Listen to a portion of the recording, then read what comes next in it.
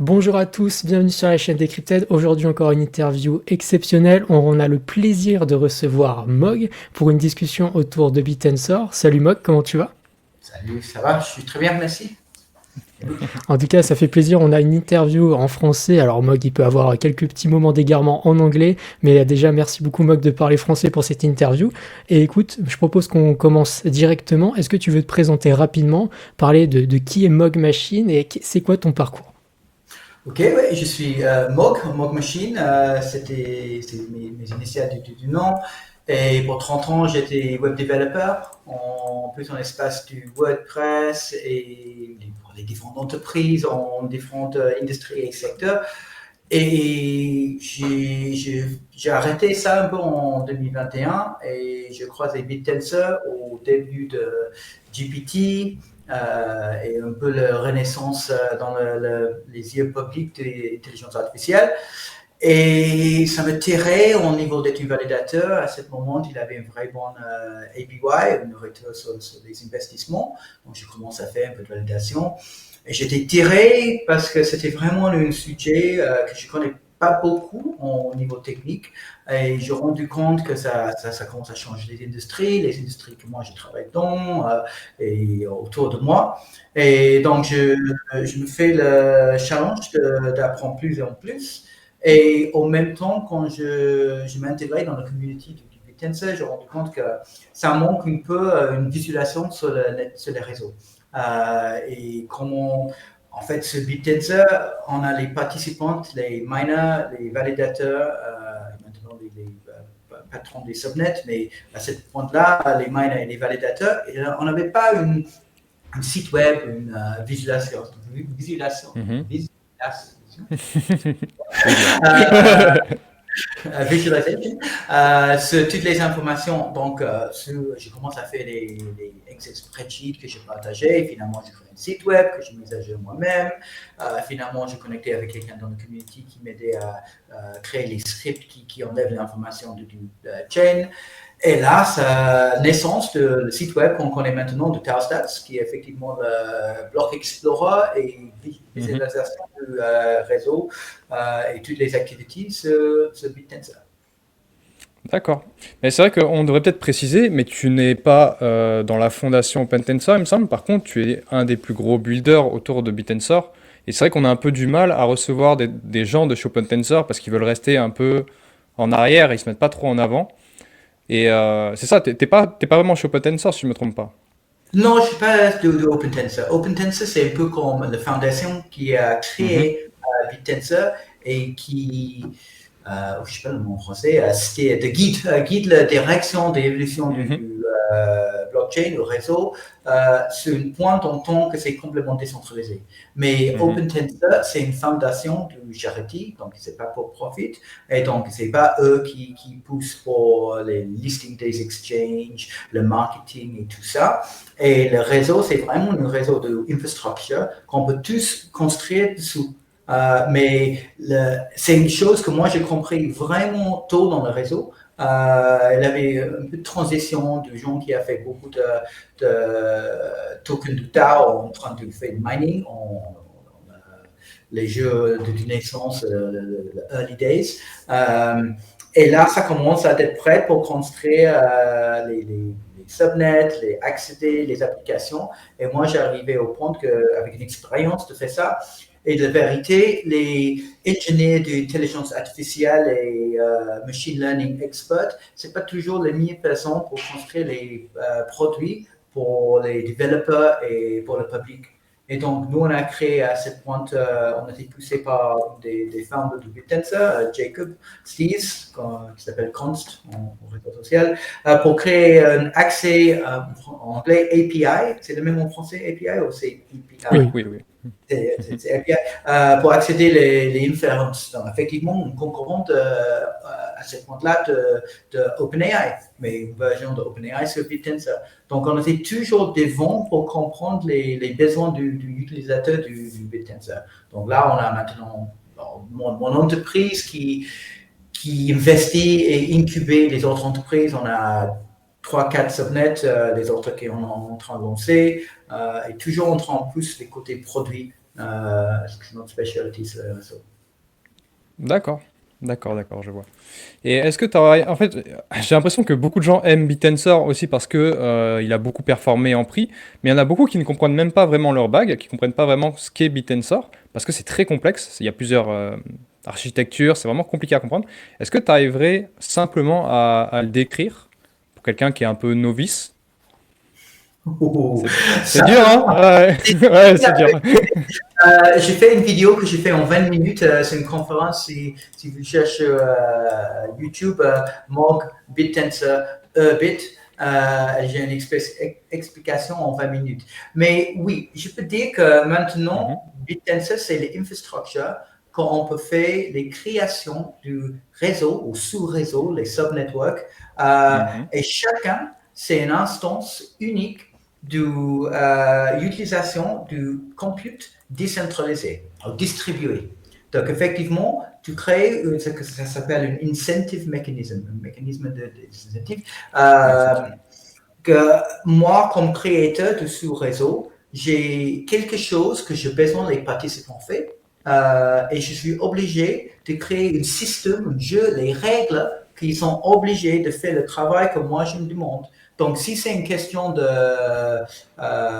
faire marcher les LLM pour retourner les réponses, questions, moi je suis obligé de dire, écoute, pour moi la valeur c'est que tu réponds à beaucoup de questions super vite, vraiment correctement. Et je suis obligé de motiver les miners, les participants à faire ça. Et aussi créer un système pour vérifier les réponses. Ça, c'est comme quelque chose comme l'inférence. Si je fais par exemple une subnet, une subnetwork du compute, je suis obligé de incentiviser les miners dans le réseau, les H100, A100, les grosses GPU en grosse quantité, mhm. et les validateurs pour vérifier qu'ils sont vraiment en train dans ce réseau pour les produits, pour les utiliser comme concurrent de Runpod ou trucs comme ça. Et en fait, ça veut dire que chaque subnet, ça peut créer une commodity complètement unique. Et en fait, tous les subnets, ils sont en train de se battre ou compète pour d'avoir les plus d'émissions et les plus de valeur sur le réseau. Et dans chaque subnet, les participants sont en train de faire le compète pour qui fait mieux les besoins du réseau. Et donc, normalement, le subnet, ça grandit en qualité parce que eux qui font plus mal, ils sont coupés. Sachez. Et eux au-dessous, ça augmente le niveau. J'espère. Hmm. Mhm. Ah non, Parfait. c'est très clair, parfait. Et du coup, deuxième question, du coup, pour des novices qui essaieraient de comprendre, on dit souvent que Bitcoin c'est l'or digital, que Ethereum serait un petit peu, comment, un peu le Mhm. pétrole, un petit peu, Mhm. l'argent entre guillemets. Est-ce que BitTensor pourrait se définir comme ça en une seule phrase? Toi, si tu devais définir justement en disant BitTensor c'est quelque chose, tu dirais quoi à quelqu'un? BitTensor, Ouais, c'est ouais. comme. Oui et non. Au début, on disait que BitTensor, c'est que en Bitcoin, je dis ça en anglais. What Bitcoin is to finance, BitTensor is to AI. Mais moi, je ne suis pas d'accord. Parce qu'en fait, Mhm. BitTensor, on n'est pas obligé de gérer que les modèles d'IA. En fait, on fait le compute distribué. Et Mhm. maintenant, au niveau économique, une solution économique, les choses qu'on a plus de demande pour les computes décentralisés ou distribués, c'est les GPU, parce que c'est le plus cher. Donc, si tu gères une entreprise et tu es obligé de faire moins de frais pour toi-même, c'est le GPU qui coûte le plus. Donc, c'est ça que tu veux profiter le plus de distribuer. Et l'action qu'on fait plus sur les GPU maintenant, c'est l'intelligence artificielle. Donc, ça guide BitTensor sur ce marché, mais ce n'est pas vraiment fixé sur ce marché. Et toutes ces Mhm. comparaisons avec Bitcoin, c'est parce qu'ils suivent exactement, le réseau suit le même tokenomics du Bitcoin. Mhm. 21 millions de tokens, pas de VC, fair mining, Mhm. et chaque DAO s'est produit avec une action, avec un travail, avec une marche de Mhm. quelqu'un. Donc, vraiment comme le BitTensor, mais comme le Bitcoin, mais rien à contre le Bitcoin parce qu'on aime vraiment le Bitcoin, mais on peut dire que l'électricité ou l'algorithme ce qui est utilisé pour le Bitcoin, quand le Bitcoin c'est fait, ce travail, ça ne sert à pas grand-chose, juste générer cette Bitcoin. Mais en BitTensor, ce travail, il a une valeur. Hmm. Ok, ok, on voit. Je voulais revenir sur le fait, il y a beaucoup de gens qui pensent que BitTensor, c'était, comme tu dis, du coup, peut-être une proof of work, mais en fait, le proof of work, c'est les subnets qui le font, et le base layer, c'est un proof of authority, il me semble. Si tu me confirmes. Et je voulais savoir quand est-ce que ça allait passer au proof of stake, parce que proof of authority, ça reste quelque chose d'assez centralisé, même s'il y a un besoin, évidemment, pour garder le contrôle. Mais quand est-ce qu'on pourrait voir venir du proof of stake sur BitTensor? Ah bah, ça, c'est intéressant parce que ce qu'on interacte avec tous les jours, le chaîne, c'est vraiment proof of stake pour les sous-nets. C'est les Oui. validateurs qui sont stake et cette stake, ça contrôle l'accès aux informations, aux valeurs. Mais c'est vrai, en derrière de ça, le vrai blockchain qui Mhm. garde pas la fonctionnalité du data. Toutes les data en BitTensor, c'est pas storé sur une blockchain. C'est possible, mais à ce moment, ça c'est pas le design. Le blockchain, c'est vraiment pour faire un record du, on dit en anglais incentive layer, mais c'est pas un niveau incentive, mais c'est le couche d'incentive. Et Ouais. c'est ça qui est sur le blockchain. Et ces nodes-là, le vrai proof of authority validator antérieur, à ce moment, c'est pas seulement géré par la fondation, mais eux, ils ont fait une Ok. discussion avec les parties en vraiment confiance. Je connais, mais je suis pas sûr c'est quelque chose qui est discuté en public. Mais il y a un vrai chemin aux décentralisations.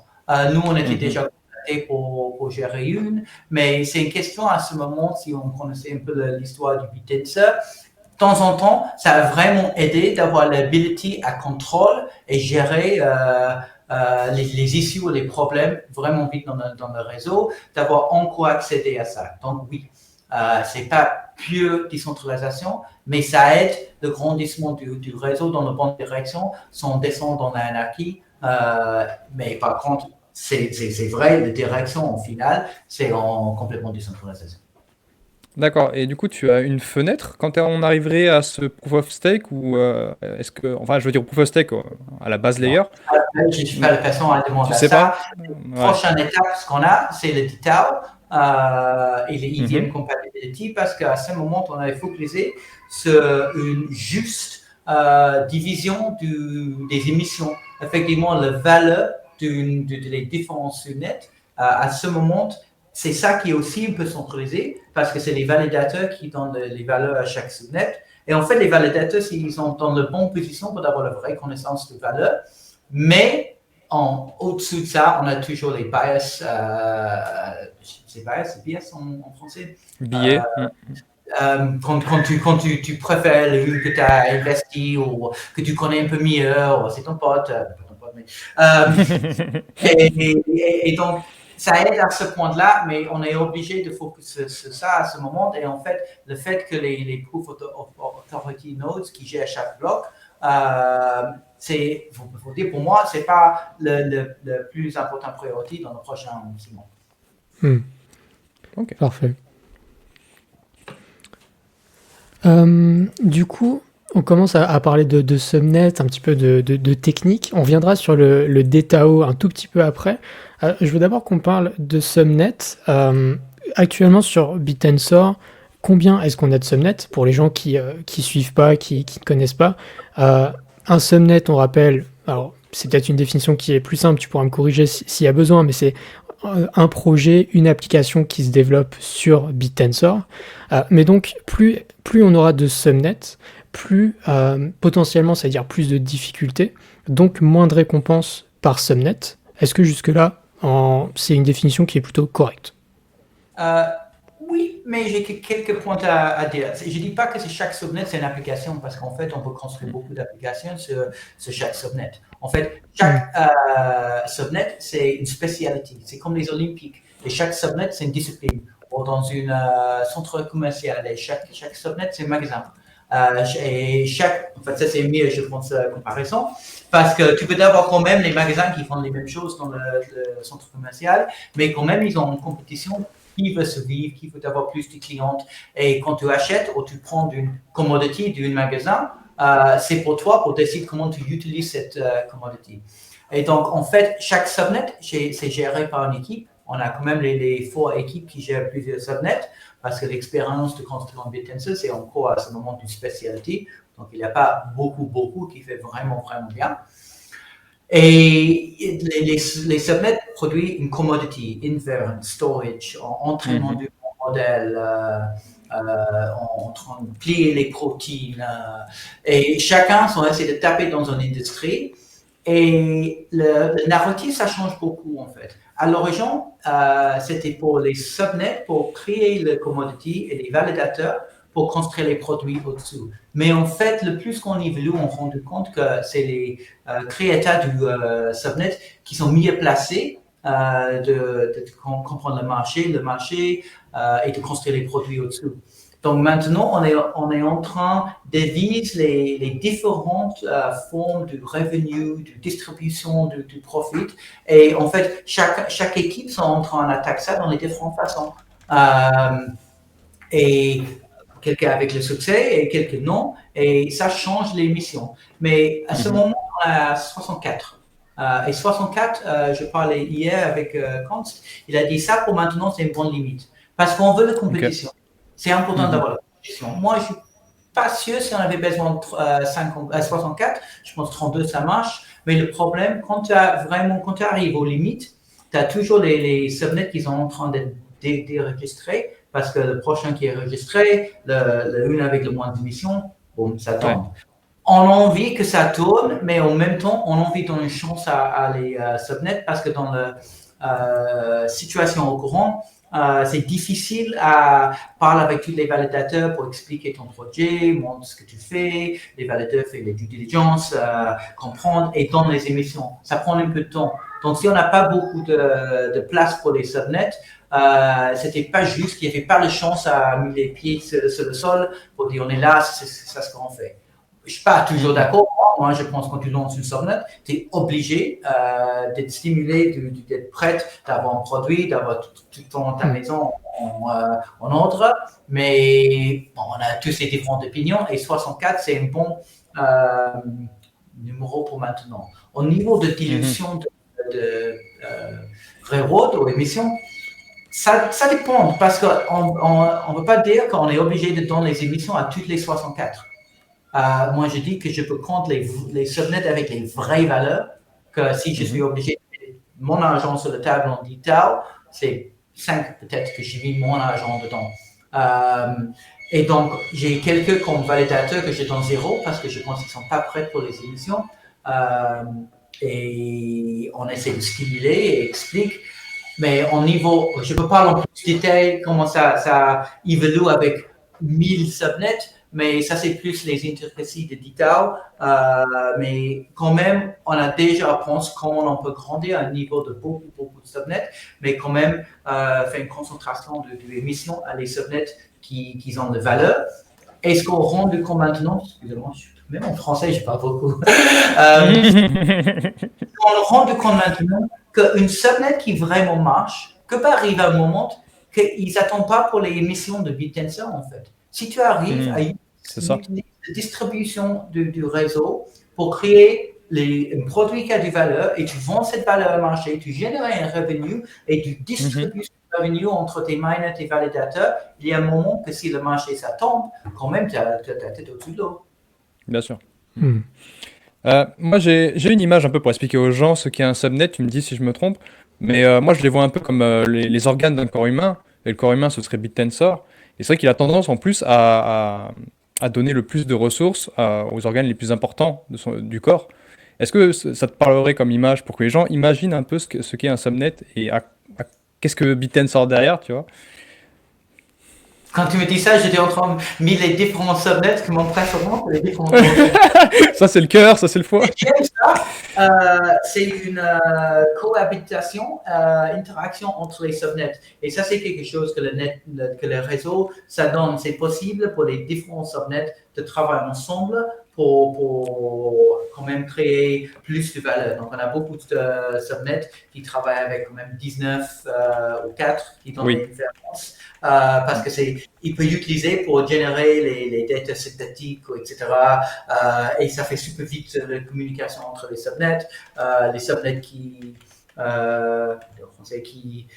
fait data scraping, et toutes les datas du Reddit, du Twitter, du Internet, ça a beaucoup de valeur aussi pour créer les datasets, etc.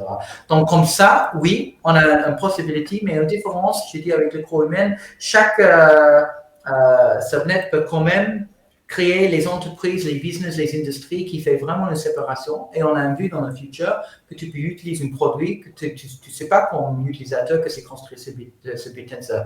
TAO, BitTensor, c'est le niveau infrastructure derrière.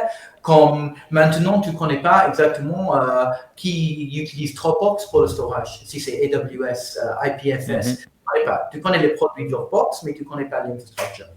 Tout à fait, je vois.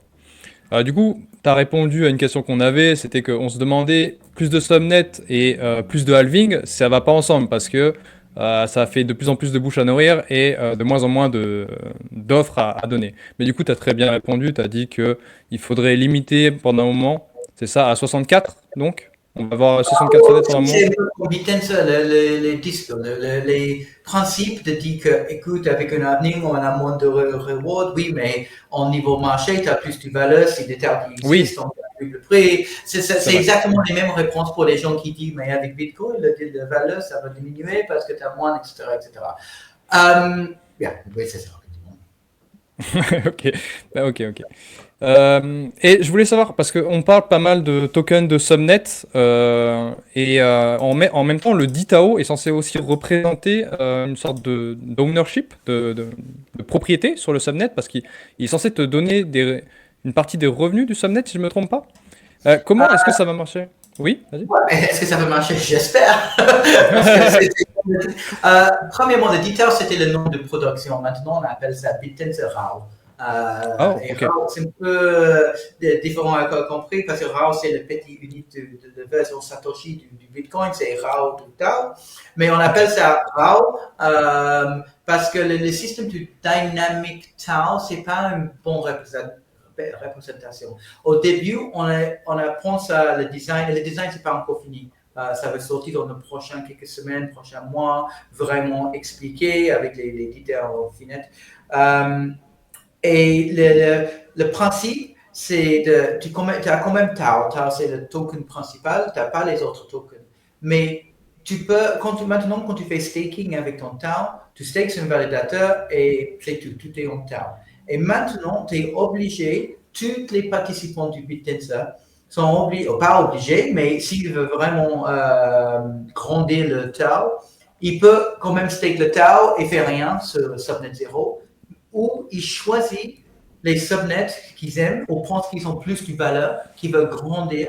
Donc, effectivement, c'est pas que tu achètes parce que c'est pas un token, mais tu stakes, tu prends une représentation de ton stake sur le token synthétique d'un subnet. Et si tu as raison, et cette subnet, ça grandit en valeur, tu finis avec alors ça s'appelle un alpha token. Il a plus de valeur en TAO du point que quand tu as mis dedans. Donc, quand tu sors, c'est vraiment plus compliqué que ça parce que tu as quand même des marques dynamiques et les émissions de subnet, c'est contrôlé avec la valeur de cette alpha token. Donc, c'est effectivement une représentation du valeur du subnet et du monde pour le subnet. Ça crée les vrais intéressants dynamiques. J'étais prête à parler en français parce que c'est même difficile à ce moment à parler en anglais. Là, je pense que je comprends beaucoup comment ça marche, mais le but, c'est de créer une dynamique, un équilibre du marché pour le demande et supply pour un subnet. Et dans la facility à guide les émissions, mais avec un système de risk-reward. Donc, tu prends une chance et tu as la chance à gagner, mais quand même, tu peux perdre si tu veux. Donc, tu peux pas. Maintenant, on a un système qui s'appelle STAO. Et STAO, tu peux prendre ton TAO, tu fais staking sur une validator qui fait STAO, il te choisit quel subnet tu veux et dans l'émission. Ouais, c'est super, mais moi je veux donner toutes les émissions à mon subnet, ou le subnet de mon pote. Et même si c'est pas le meilleur subnet, je perds rien. Quand même, bon, je donne l'émission à lui, mon DAO il a la même valeur, mais dans le nouveau système, si tu donnes à ton pote et ton pote il fait pas bien son travail et son subnet ça tombe, quand tu t'es ton alpha token, tu as moins de DAO quand tu as commencé. Par contre, si tu mets dans les subnets qui sont bien et tu fais ton diligence, et c'est les subnets qui grandissent en valeur, quand tu t'es ton alpha token, tu as plus de DAO, effectivement. Ok, je vois. Parfait. Du coup, on va pouvoir enchaîner ensuite pour parler des validateurs de BitTensor. Est-ce que déjà on peut faire un tout petit rappel sur ce qu'est un validateur sur BitTensor, ce qui le différencie d'un mineur, juste pour que les gens soient bien au courant, qu'il n'y ait pas de confusion. C'est quoi la différence entre un validateur et un mineur sur BitTensor? Ok, un mineur, ça fait le travail, et un validateur, ça vérifie la qualité du travail. Parfait. Donc, sur chaque le validateur, et ils sont obligés d'arriver en accord. Et ça, on a le consensus qui s'appelle Human Consensus, qui donne les scores, les points au validateur pour être plus en concurrence avec les autres, en accord avec les autres. Donc, si toi et moi, et les trois, on regarde les mineurs qui font le travail et on donne les points, si nous deux, on est d'accord, et le troisième non, il est pas en consensus et il a moins de points de V-Trust, on appelle ça, confiance du réseau du validateur confiance. Donc, effectivement, les validateurs, ils gèrent le travail pour faire ce que c'est bien fait au niveau du règle qui est fait dans le code du subnet. Et ils ont un autre travail, c'est eux qui ont accédé cette data, cette commodity, au travers de le stake weighting. Donc, si on a, par exemple, moi j'ai 1 million TAO, toi tu as 1 million TAO, et toi tu n'as qu'un demi-million. Nous, on a un peu plus d'accéder au bandwidth que toi. Tu es limité un petit peu. C'est un problème qui arrive à gérer quand le réseau, c'est vraiment en capacity. Et alors, j'ai dit en capacity, c'est pas capacity quand tu penses l'histoire du blockchain normal, c'est pas le blockchain qui est au capacity, c'est les miners. Parce qu'à ce point-là, on n'a pas donné assez d'incentives et les miners disent, écoute, il y a une limite du travail qu'on peut faire. Quand même, tu peux dire, ah oui, tu veux plus d'incentives et là, tu travailles plus. Mais quand même, on est obligé. Donc, c'est une dynamique stake access, mais les miners, c'est les portes d'entrée, pardon, les validateurs, c'est les portes d'entrée pour accéder les réseaux et les data. Parfait. Okay. Donc, actuellement sur BitTensor, on est sur de la vérification optimiste que les gens connaissent très bien. Est-ce qu'un jour, on peut imaginer voir du ZK arriver sur BitTensor? Est-ce que c'est dans les plans? Est-ce que c'est dans les idées? Est-ce que c'est quelque chose qui est discuté ou pas du tout? On avait déjà 2 subnets ZK, une qui est enregistrée, une autre qui fait un petit peu les ZK proofs. Si je suis honnête, c'est pas mon spécialité pour parler de ça. J'ai entendu les différents points de vue et c'est pas quelque chose que moi je suis bien placé de discuter de ça. Pour moi, c'est pas quelque chose qu'on attend personnellement parce que j'ai vu ZK proposer comme une solution du problème qu'il n'a pas donné la solution. Et moi, j'ai vu et j'ai trouvé, on construit les solutions dans les autres facilities. Donc, pour moi, il n'y a pas à ce moment une relevance. Mais ça peut être ignorance de ma part, parce que ce n'est pas une question de mon spécialité. Donc, je ne suis pas quelqu'un qui arrive qui comprend toutes les valeurs de ZK. Donc, c'était la seule question. Quand vous envoyez les questions avant, je dis, posez les questions sur le ZK et ce n'est pas mon truc. Ça a le mérite d'être honnête au moins. Et on va pouvoir parler d'autres choses comme ça. C'est très clair. Il n'y a aucun problème là-dessus. Moi, je voulais parler. Alors, c'est une question qui est revenue pas mal parce qu'on a posé la question à la communauté de savoir ce qu'ils voulaient demander. Et il y a beaucoup de gens qui sont préoccupés par le weight copying. En français, je ne l'ai pas, mais le copie du poids. Est-ce que c'est un problème? Je crois que c'est chez les validateurs, si je ne me trompe pas. Qu'est-ce que c'est et comment est-ce que vous comptez résoudre le problème? Oui, ok. Donc, le weight copying, pour expliquer, quand je disais les validateurs, ils jugent le travail des autres et ils marquent les points. Et c'est les points qui sont postés sur le blockchain. Et le fait que c'est posté sur le blockchain, dans une période de temps qui s'appelle une époque, c'est possible que nous deux, on pose nos pointes et toi, tu regardes et dis, oh, c'est là ce qu'ils ont fait. Ok, moi, je me fais copier, effectivement, on fait exactement ce qu'ils ont fait et moi, je suis en accord avec eux et je ne suis même pas obligé de vérifier le travail. Bon, c'est fait. C'est une histoire longue que est-ce que c'est mal, est-ce que c'est mauvais, est-ce que ça aide le network, est-ce que c'est mauvais, et ça dépend vraiment de ton perspective. Pour les validateurs qui fait tourner l'infrastructure, qui gérait 25 000 balles du serveur tous les mois, et tu as quelqu'un qui fait gérer une serveur de 200 balles et qui fait exactement le même point, même plus optimum parce qu'ils ne sont pas obligés d'avoir des serveurs qui cassent, qui tombent, qui communiquent, de faire les setups. Ils sont là, mais tu fais ma gueule, là, toi tu as le même API, même le meilleur API au retour de moi, et tu fais quoi? Mais ça, c'est aussi la question. Tu fais quoi? Si tu fais quelque chose avec ton temps, avec ce que tu gagnes et tu donnes au réseau, tu peux dire que c'est pas ton spécialité. Mais au niveau d'être un vrai validateur, c'était une réputation pas trop bien d'être complètement un weight copier, quelqu'un qui dit écoute, je fais que ça. Mais en même temps, t'expliques les deux côtés. Je connais les vrais weight copiers qui disent écoute, nous on fait ça parce qu'ils ont dit le réseau pas besoin une quinzaine de validateurs pour faire le travail. Et là, quand on évolue et en expansion du subnet, on rend du compte que c'est pas rentable pour les validateurs d'être présents sur tous les subnets. Ça ne fait pas de sens. Si moi je ne vois pas valeur dans un subnet, pourquoi je gère l'infrastructure dans ton subnet? Bon, c'est quoi la peine? Pourquoi je ne donne pas mon stake avec un truc qui s'appelle Child Hotkey, que moi je peux donner mon stake au propriétaire du subnet et je dis écoute, prends mon stake, toi tu utilises pour accéder à ton subnet, construire quelque chose, si tu fais quelque chose en valeur, peut-être je reprends et j'utilise, ou toi tu crées un produit et tu partages le revenu, mais c'est toi qui veux créer cette subnet, donc prouve que la valeur. Et on commence à être plus sur ces côtés-là parce que en passant, les subnets, propriétaires du subnet, je n'irai pas un validateur. Mais maintenant, on parle plus sur le narratif que ça, c'est l'optimum. Et dans le monde du digital, c'est normal que sur le réseau, c'est le propriétaire qui a une position dans ce subnet pour gérer un validateur.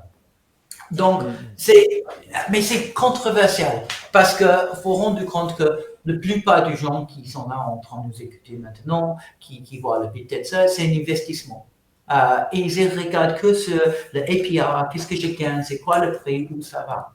Et c'est nous qui fait le design du subnet, qui comprend comment ça évolue, les systèmes des incentive mécanismes, comment ça travaille, qui pose les questions. Est-ce qu'on a besoin d'un validateur? Est-ce qu'on a besoin de 15? Est-ce qu'on a besoin de 3? Ça dépend de l'utilisation, quel subnet bénéficie. On est toujours en train de poser des questions et faire des challenges.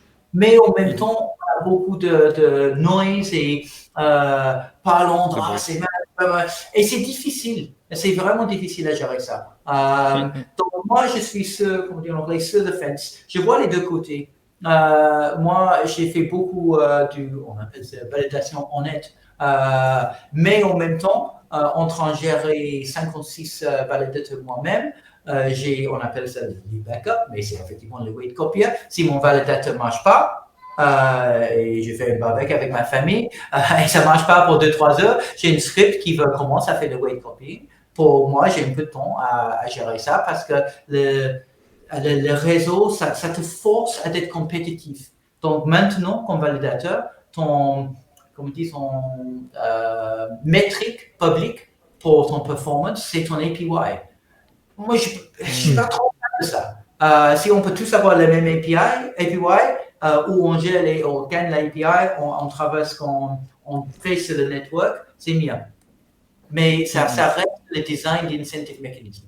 Et on a des choses commit reveal et les autres mécanismes qui commencent à générer le revenu, qui va en fait mettre le weight copying comme un sujet pas trop relevant.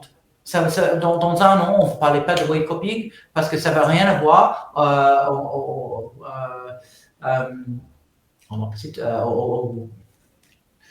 Il n'y a pas de Parce souci.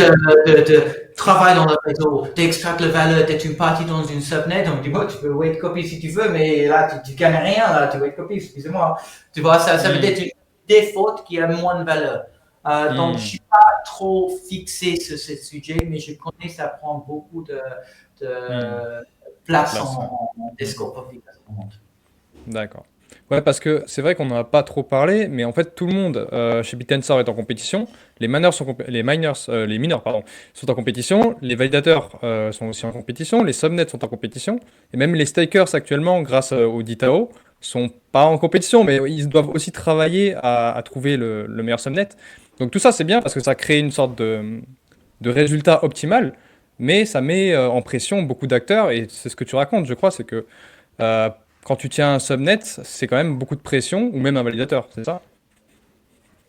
Oui, oui, oui. Oui, oui.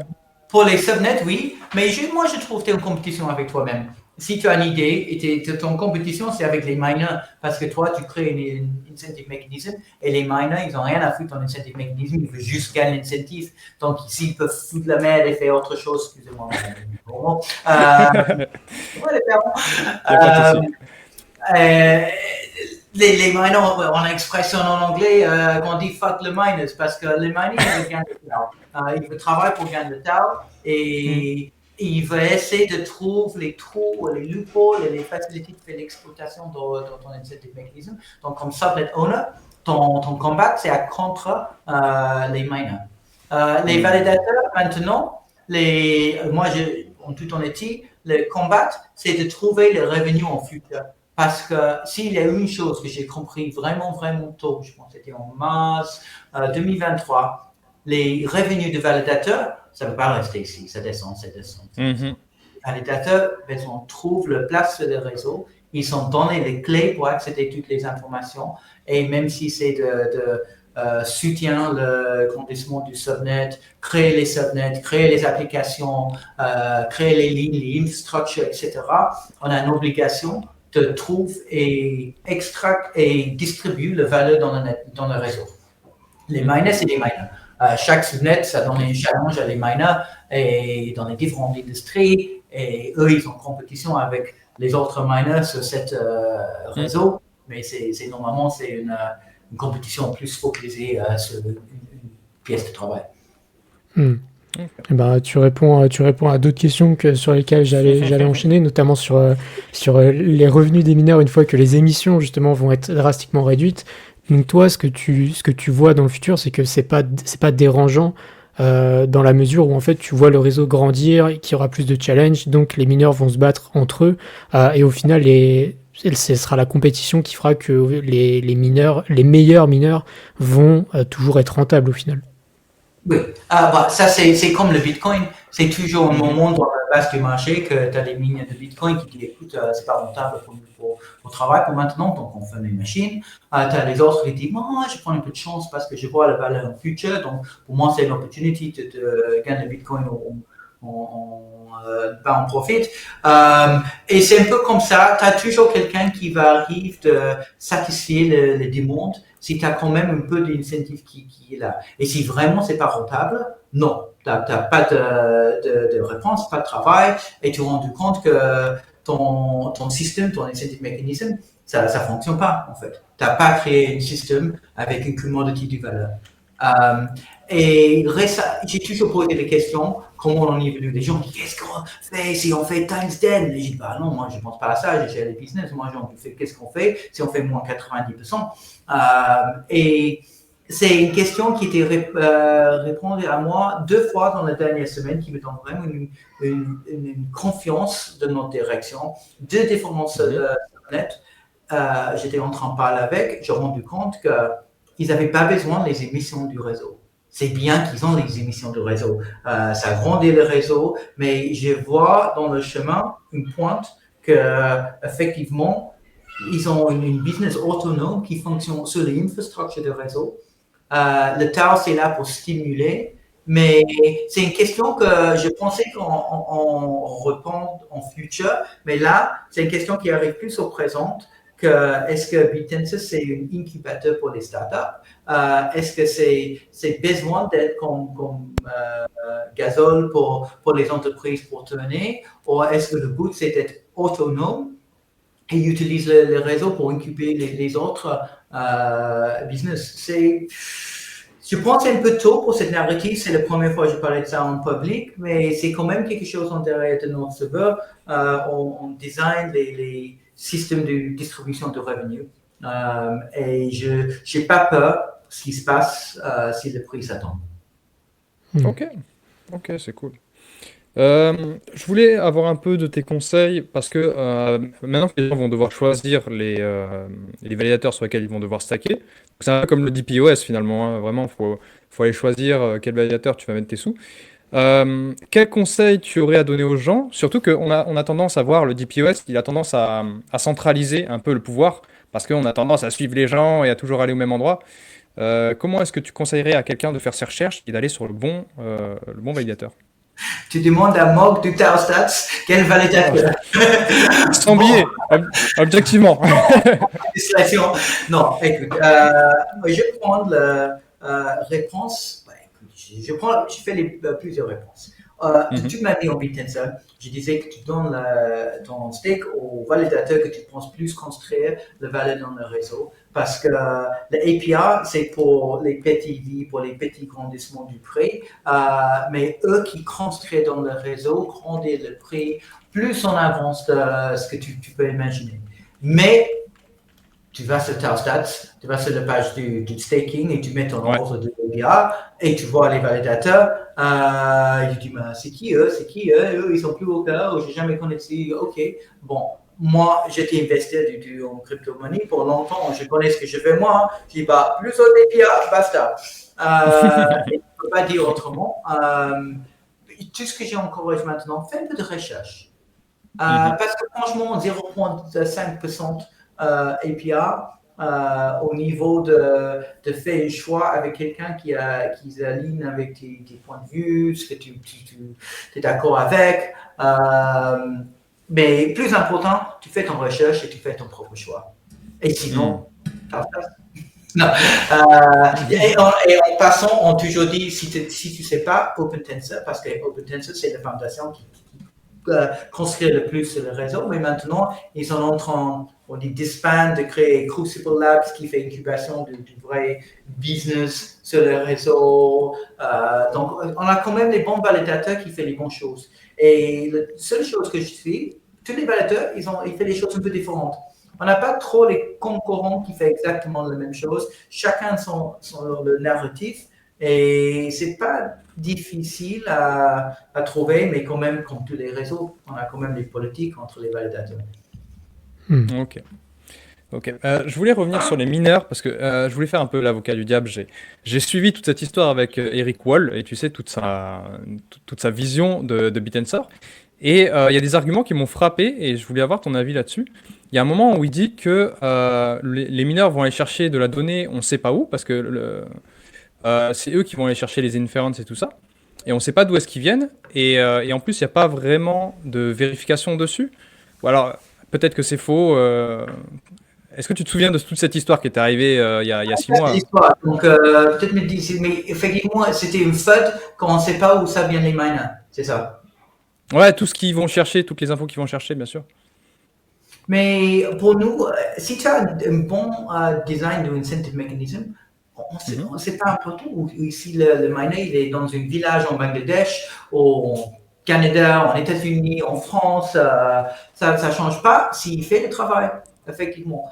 Quand même, on a les vérités sur les réseaux de Bitensor à ce moment, quand beaucoup d'informations, ça passe entre les miners et c'est exposé à miners. Donc, par exemple, toi, tu fais une demande, une question sur Corcel, ça passe entre le validateur du Taostats au miner. Si le miner, il est là avec tout son log ouvert, il peut dire, toi qui as demandé comment on fait une tarte aux pommes, qu'est-ce qu'il fait ça? Mais c'est pas qu'il sait ton nom, où ça vient, ou le Corcel API, mais quand même, la communication, c'est assez ouvert à ce moment. C'est le même avec GPT. C'est juste que c'est une entreprise fermée. Mais le privacy encryption sur Bitensor, c'est possible. C'est juste que c'était pas une priorité à ce moment. Donc, Ah. j'ai pas une question de pas d'avoir confiance dans les miners. Et on a toujours les évolutions et les nouveaux subnets qui créent les solutions de ces problèmes pour le use case. Mais où ça vient, les miners, c'est qu'un problème que les gens font les accusations que c'est les miners qui travaillent ensemble, c'est les miners qui sont etc. On avait toujours ces accusations. Si l'incentive mechanism c'est bien et le subnet produit le commodity qui a une vraie valeur, c'est plus important. Si la qualité du output s'agrandit, on s'en fout si c'est une personne qui gère tous les miners, qui n'a pas quelqu'un d'autre qui est mieux de gagner contre eux, c'est eux qui gagnent pour maintenant. Mais ça change toujours. Par contre, si tu as un problème avec le subnet et les miners sont en train d'abuser le subnet, c'est la faute du patron du subnet, ou l'équipe du subnet.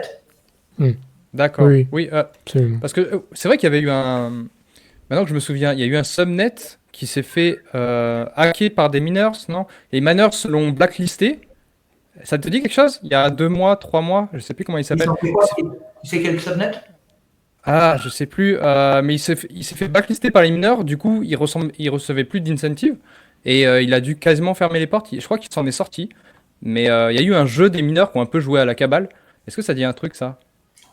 Tu as plusieurs incidents du subnet qui sont en train d'être dominés par une miner ou un groupe de miners, une exploit de code, même les ça arrive.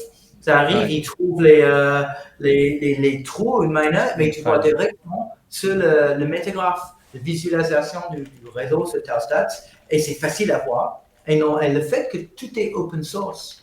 Tous les miners et les validateurs et les patrons du subnet travaillent facilement et vite ensemble pour faire une solution de ça. Et ça, c'est un avantage et un malavantage que le code, c'est open source. Bon, les miners, ils modifient le code qu'ils gèrent parce que c'est dans leur intérêt de faire mieux en mieux et on peut en secret. Mais quand même, tout ce qui se passe, c'est ouvert et le base code du subnet et les validations, les critères pour faire des scores, c'est ouvert et c'est pas fixé, c'est pas statique. C'est toujours en train d'évoluer. Même si tu arrives à un point que tu dis, écoute, mes miners, ils font exactement ce que je veux, c'est parfait. Donc, je vais changer les règles un petit peu pour stimuler un peu plus la compétition. Donc, c'est normal. Le plus important dans ces réseaux, c'est de réagir vite, sois honnête. Et normalement, dans la vie d'une subnet, le premier mois, même minimum 2 semaines, c'est de gérer et fine-tune ton incentive mechanism, que ça marche vraiment dans la façon que tu veux. Tu montes avec les benchmarks, que ça improve, ça c'est mieux. Et tu arrives à un point, bon, là, je suis prêt à créer un produit. Et là, je veux maintenant faire la transition. Les miners, ils travaillent avec mes règles. Mais qu'est-ce qui se passe maintenant quand je laisse le public parler avec les miners? Et ça fait encore des challenges.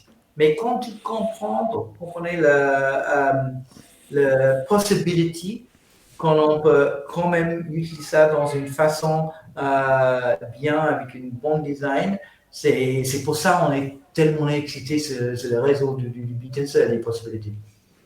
Ouais, je pense que ça peut être ouf. D'ailleurs, on va parler un peu des dApps. Je pense qu'on peut les appeler des dApps. Ça marche pas exactement comme sur un POS, je pense pas, mais ça reste des applications qui utilisent du coup les subnets. Est-ce que tu peux expliquer un peu comment ça marche et puis qu'est-ce qu'on a de sympa? Qu'est-ce qui se fait actuellement sur BitTensor qui pourrait générer du revenu et de l'attraction? Oui, un peu bien. Évidemment.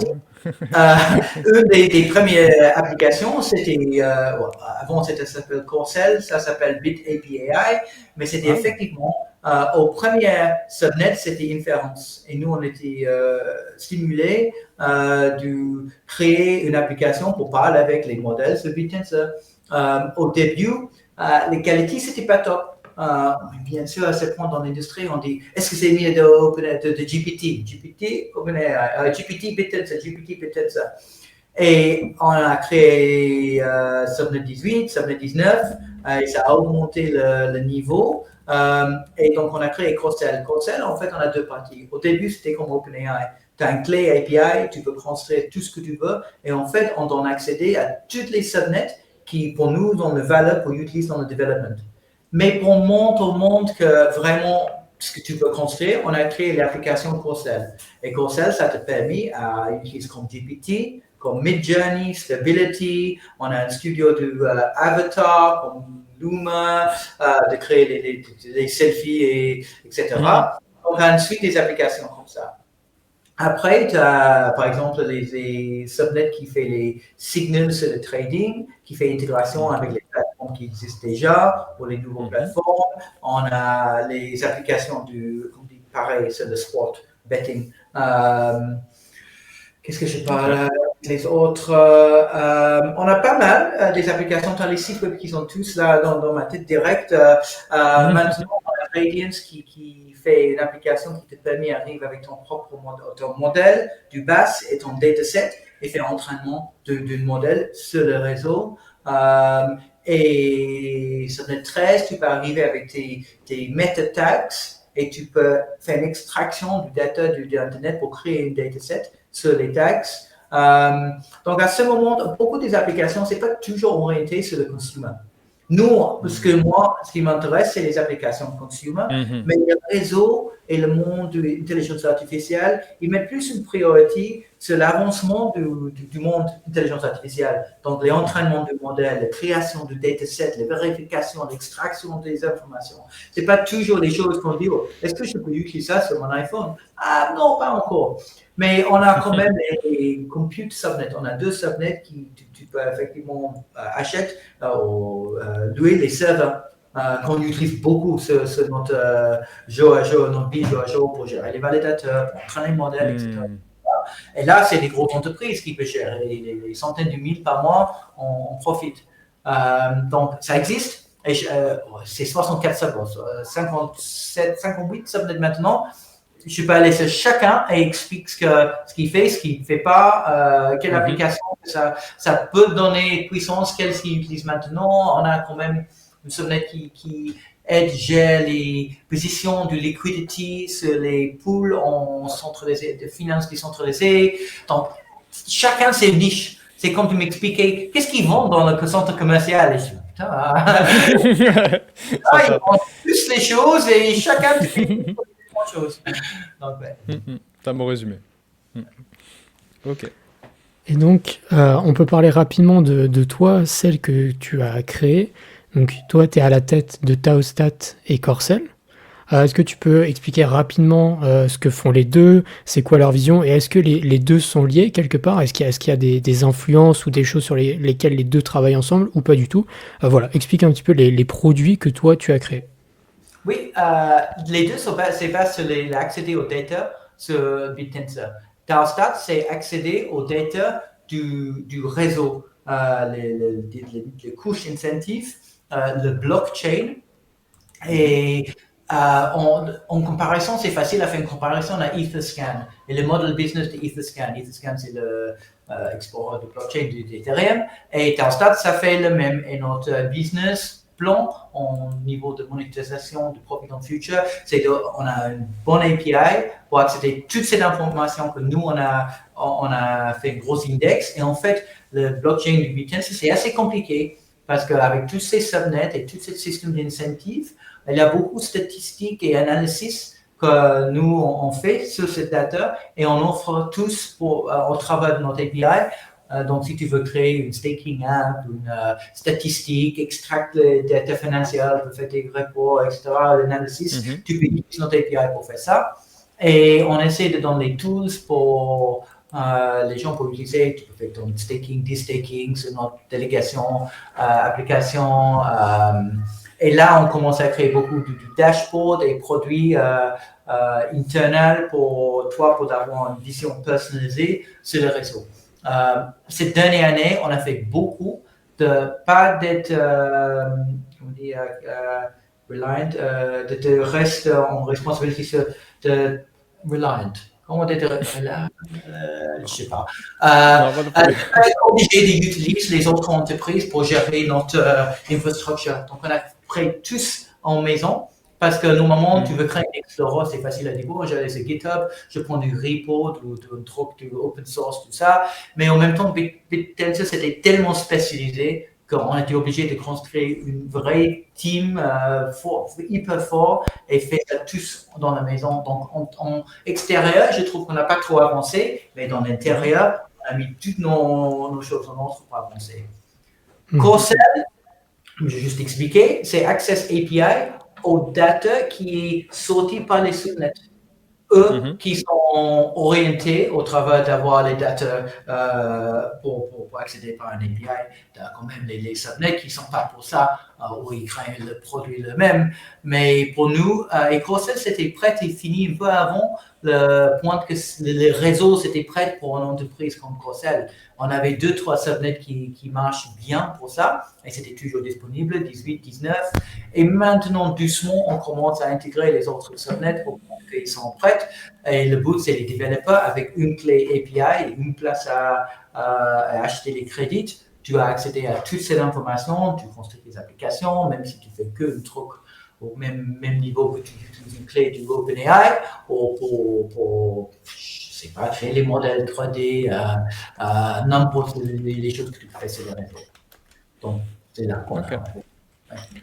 Ouais, pour expliquer un petit peu aux gens, Corcel, c'est un peu un mélange entre ChatGPT et Midjourney, parce que vous faites aussi de l'image, mais vous faites aussi du langage. On a Et, Corcel qui fait un peu tous. Et maintenant, on a un nouveau qui s'appelle Glider, Glider.so. Je ne demande pas, mais c'est Glider. Et ça fait que le texte, mais hyper vite et privé. ok, privé. Moi, j'utilise ça plus maintenant que le Corcel, parce que le Corcel, je montre à ma fille, je dis, regarde, tu peux faire les images des amis, mais Glider, pour le travail, c'est hyper rapide. Ok. Ouais, moi, j'utilise beaucoup Corcel en image pour mes trades. Les threads que je fais sur X, c'est parfait. Et je voulais te demander la différence, si tu avais quelqu'un à conseiller, la différence entre, je sais pas, ChatGPT et Midjourney et ta solution. Et puis surtout, quels vont être tes revenus? Parce qu'actuellement, n'importe qui peut l'utiliser sans rien payer. Comment est-ce que tu vas réussir à capturer de la valeur avec Corcel? Okay. On a la vraie chance à donner cette application gratuite pour maintenant pour les utilisateurs comme toi, ou les gens publics. Mais si tu veux l'utiliser comme développeur, tu veux vraiment faire une extraction de cette information au grand niveau, tu payes pour les crédits. Donc, si tu as accès à Corcel, tu mets ton derrière, tu prends toutes les API et tu achètes les crédits. Donc, ça, c'est tout simplement exactement comme tu utilises GPT sans payer. On a l'option à faire une phrase et utiliser Corcel, mais à ce moment, on est stimulé par le réseau de BitTensor, donc on n'est pas obligé, c'est plus important, on stimule les développeurs, les gens pour construire ce BitTensor. Au niveau où on voit Corcel, la Corcel application, c'est un concurrent du GPT et Stability, mais dans la même application. Et toi, comme développeur, tu peux prendre une clé de OpenAI et une clé Stability et tu peux créer une application comme Corcel. Mais comme développeur, toi, tu payes pour les choses de deux et tu mets ensemble. Et nous, on fait ça avec une clé. Et c'est pas que les images et les textes que tu as aussi. On a les autres subnets, on a qui fait une condensation du prompt pour optimiser le storage, pour faire plus du contexte sur les LLM, beaucoup de choses. D'accord. Et du coup, tu me dis que ton business model se tourne beaucoup des développeurs qui utiliseraient ta solution. Mais est-ce que c'est traquable? Parce que moi, j'aime beaucoup traquer les revenus. Mais est-ce que c'est traquable on-chain ou c'est pas grave hein, si ça l'est pas, mais c'est juste une demande. Est-ce qu'on peut traquer ces revenus-là? Non.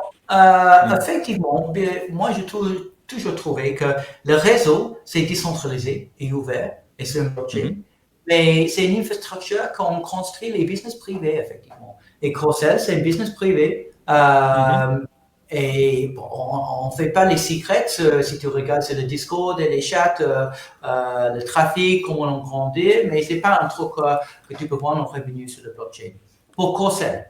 Par contre, pour les subnets, oui. Ça dépend des subnets, mais maintenant que les subnets commencent à faire les valeurs, et c'est les designs parce qu'il faut comprendre qu'en Corcel, ce n'est pas un subnet. Tarstat, ce n'est pas un subnet. C'est construit au-dessous le réseau ou les subnets. Mais par contre, on a une subnet qui sort et il y a déjà un subnet 51 qui sont vraiment ouverts avec le revenu parce que le revenu c'est fait dans une façon décentralisée et c'est distribué aux participants. Et avec ça, tu vois direct, tu vois exactement où ça fonctionne, le TAO ou les rémunérations. Donc oui, en future, pour les revenus d'une subnet, le revenu qui entre, qui est distribué entre les miners et les validateurs et qui est généré, je pense que c'est une des directions. Mais ce n'est pas forcément une obligation, c'est un choix. Bien sûr. D'accord, je vois. Et du coup, je vais arriver à des questions que les gens apprécient particulièrement. Est-ce que dans les plans futurs de Corcel, est-ce que déjà il y a un développement qui arrive vite? Tu viens de parler de Glider, mais est-ce qu'il y a d'autres choses qui arrivent? Et est-ce que tu prévois à terme, peut-être pas, de lancer un token? Alors, parce que les gens raffolent de tout ce qui est token de manière générale. Est-ce que c'est dans tes plans ou pas du tout? C'est tellement compétitif ce réseau qu'on ne dit pas toujours. Et moi, je préfère à lancer les choses et dire écoute ce qu'on fait là. Que dire on va lancer une troc et ça va déchirer. Non, je dis rien sur ce qu'on veut lancer, mais on veut quand même faire les choses. Nous, notre direction, c'est toujours essayer d'avancer le réseau, de mettre les choses en place que les autres équipes mieux, plus intelligence, plus diversité pour regarder ce que nous on a fait et dire c'est bien ça, moi je peux utiliser ça pour encore avancer. Comme il a dit Namoré, qui est une des meilleures développeurs du subnet, on est toujours en train de monter sur les épaules de eux qui étaient là avant. Et si on n'est pas là en train de grandir le benchmark, le niveau du subnet, il faut regarder et dire qu'est-ce qu'on fait là. Donc c'est ça notre priorité à ce moment. Au niveau de lance du token, non, absolument non. Et on a vraiment une opportunité, c'est une possibilité à faire. On décide de faire pas. Parce que pour moi, plusieurs fois que moi j'étais en public pour dire je suis plus dans le crypto, je suis en Bitenser. Et le TAO, c'est tout ce qu'on a besoin pour une infrastructure et de lancer un token en dessous ou sur le côté, on dilue la valeur du TAO. Et c'est pas nécessaire. Tu n'as pas besoin d'un token pour faire fonction en subnet et incentive mechanism. On peut peut-être faire une nouvelle interview dans un mois quand on parle un peu plus, c'est-à-dire, hey, tu fais pas, et on parle plus des autres choses. On ne peut jamais lancer un token contre le TAO qui diminue la valeur de TAO, mais par contre, on veut d'abord les avancements dans le réseau, et c'est possible à faire une comparaison entre le DTAO, mais il faut être vraiment spécifique. Le DTAO, ce n'est pas les autres tokens. C'est juste une réalisation de sous-valeur de chaque subnet que faut peut-être utiliser dans le subnet pour créer les systèmes d'incentives plus compliqués avec plus de métriques. Donc, pas de token. Très clair. J'ai un Mog token et je n'ai pas acheté. Et quelqu'un m'a envoyé, c'était le 3e jeu, il dit regarde, il y a un meme token Mog. J'ai dit bah, tu fais ma gueule, j'achète pas. Évidemment. 10% de il y en a toujours. On voulait voir un peu quelle est ta vision de BitTensor vraiment sur le long terme, dans, je sais pas, 4-5 ans, à quoi ça ressemblait. Et moi, j'avais une sous-question que j'ai posée plein de fois, personne n'a su me répondre, personne n'a peut-être vraiment pris le temps, mais je me demande comment BitTensor peut être compétitif face à des AWS s'il y a plein de mineurs. Parce que forcément, s'il y a plein de mineurs, tu coûtes plus cher, ton inférence coûte plus cher que s'il y a un seul mineur centralisé. Alors, je sais pas, peut-être que j'ai faux, mais je me demande à quel moment BitTensor peut être compétitif face à un AWS, Lambda, patati patata, quoi. AWS, c'est l'infrastructure. Et BitTensor, c'est l'infrastructure, mais BitTensor, ça crée les raisons pour les miners pour faire les opérations et le travail sur l'infrastructure. Et en fait, en BitTensor, les miners peuvent utiliser AWS et c'est en dépendant si ça donne une solution. Donc, on n'est pas en compétition directe maintenant en AWS. Si on crée une subnet pour faire le S3 storage ou les autres choses de AWS, ok, à ce point-là, on est en compétition. Comme maintenant, on est en compétition avec RunPod ou Google Cloud parce qu'on a une subnet qui fait les computes. Et effectivement, la chose avec le BitTensor, c'est distribué et décentralisé et vraiment flexible. Et c'est ça que tu n'as pas dans. C'est comme l'open source, il veut dépasser le closed source. il a les facilités que peut-être pas, mais en futur de l'histoire de l'intelligence artificielle, le narratif, on a déjà moins en moins confiance sur les grandes entreprises comme OpenAI, comme Google, d'être en garde de toute notre information, d'être en garde de notre narratif politique, social. On veut plus de contrôle et on veut la transparence, une réseau ouvert, une infrastructure ouverte, on voit ce qui se passe, qui peut changer, qui peut réagir aux réactions, aux demandes, aux besoins du peuple. Et c'est ça. Ce qui donne l'avantage au Tensor et où ça va être en 3, 4, 5 ans. C'est vraiment intéressant parce que dans ma tête, c'est quand on demande Tim Berners-Lee ou quelqu'un dans les années 60, 70, ça peut-être eu le TCP/IP dans 40 ans. La réalité, tu ne connais pas ce qu'il fait le TCP/IP, mais c'est la puissance derrière de l'Internet. J'espère. Et franchement, quand je me regarde, c'est tout mon temps dans la crypto-monnaie, les réseaux numériques, je dis, mais comment on n'avait pas déjà avoir une réseau qui ont fait un bon système d'incentivation du travail des autres. Je fais toujours une comparaison au BitTorrent. Quand j'avais 20 ans, c'est longtemps, moi j'avais 20 ans, et je télécharge des torrents. C'est des choses vraiment légales. Et j'ai des incentivations que on appelle en anglais seed et leech, que tu télécharges au même niveau que tu télécharges down. Et sinon, tu n'as pas accès à les autres films, les autres logiciels, etc., etc. C'était incentive mechanism à la base, simple. Tu veux quelque chose, tu travailles pour cette chose. Donc, pour moi, c'est inexplicable qu'on est arrivé en troisième, moi, mon troisième cycle, c'est quoi, le quatrième, cinquième cycle du crypto-money, d'aller dans ces réseaux, que personne n'a pas pensé à ça. Et puis, ils arrivent à faire avec Human Consensus, qui marche, qui est effectivement data agnostic, donc ça marche pour toutes les différentes choses. C'est pas que oui et non, t'as valeur, t'as pas de valeur, c'est adaptable à toutes les différentes utilisations. Et donc, le fait qu'on a pris tellement momentum, déjà, on a DCG, l'entreprise derrière de Grayscale et Foundry, quand ils ont lancé une nouvelle entreprise pour la première fois en 10 ans, qui s'appelle Yuma, avec Barry Silver, qui voit vraiment où ça peut prendre le réseau. C'est le même momentum qu'on avait en derrière de Bitcoin. On parle où ça peut prendre Bitcoin dans 10 ans. Et là, on ne pensait pas en 2013 qu'on a les États-Unis qui veut commencer à faire une réserve en Bitcoin. Il y a les présidents qui utilisent Bitcoin pour avancer l'agenda des élections. Je ne pense pas que Bitcoin, c'est comme ça au niveau public, mais au niveau infrastructure, j'espère vraiment qu'on a les niveaux des choses qui sont poussées par Bitcoin. Mais imagine, d'un point de vue de quelqu'un qui veut développer une app, imagine il a la solution entre BitTensor et une solution centralisée. En fait, ma question c'est, est-ce qu'il va devoir payer plus cher pour BitTensor parce qu'il y a ce côté décentralisé et donc ça apporte quand même un premium, mais est-ce que ça coûterait plus cher d'utiliser BitTensor, tu vois, face à une solution centralisée? Non, c'est l'opposite. Le BitTensor, c'est moins cher. Le BitTensor, c'est moins cher. C'est stimulé par les réseaux. Mais par contre, tu as un peu de sacrifice en reliability parce que c'est un jeune réseau. Mais par contre, si tu utilises, si c'est que l'inférence et tu utilises Subnet 19, tu as le même, tu as meilleure vitesse que OpenAI. Si tu vas sur 19.ai, tu vois les comparaisons. Et là, c'est vraiment comparable aux grosses entreprises centralisées. C'est une des plus vite, avec l'exception comme Gant qui gère le propre architecture du serveur. Et même, c'est comparable. Donc, pour les développeurs, c'est super maintenant.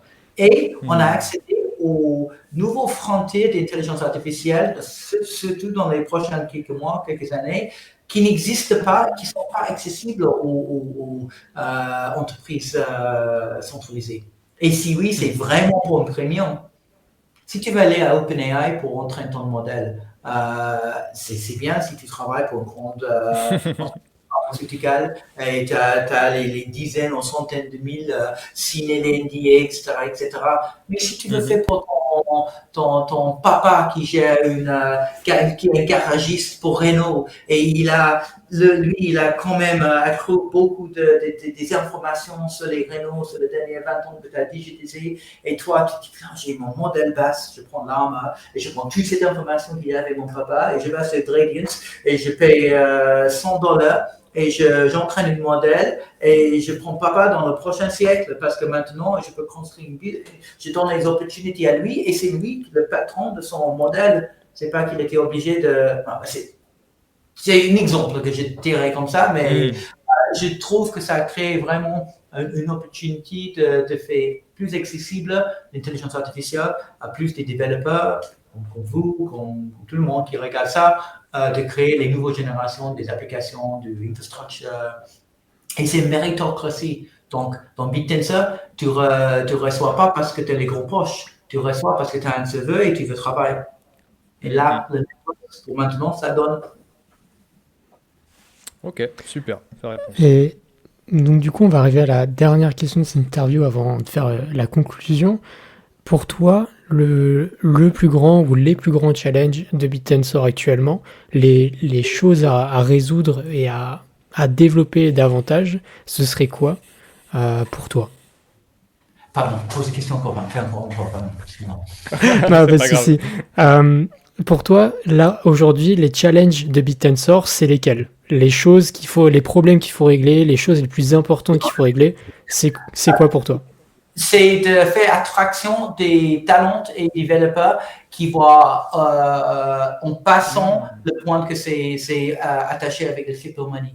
On a besoin d'un mécanisme d'incentive et donc on a besoin d'un token. C'est une part intégrale, mais on a tellement un stigma, un mauvais sentiment pour les vrais talents d'intelligence artificielle ou les gens qui viennent de les industries complètement séparées d'intelligence artificielle ou crypto-money, mais qui quand même, ils ont la tête pour designer les bons mécanismes d'incentive et te faire tirer par cette challenge et voir vraiment ce que ça donne au niveau du challenge, satisfaction, produit, ce que tu crées, les opportunités, le travail, tout ce que ça fait, c'est vraiment plus que, oh, et tu peux gagner les crypto-money quand même.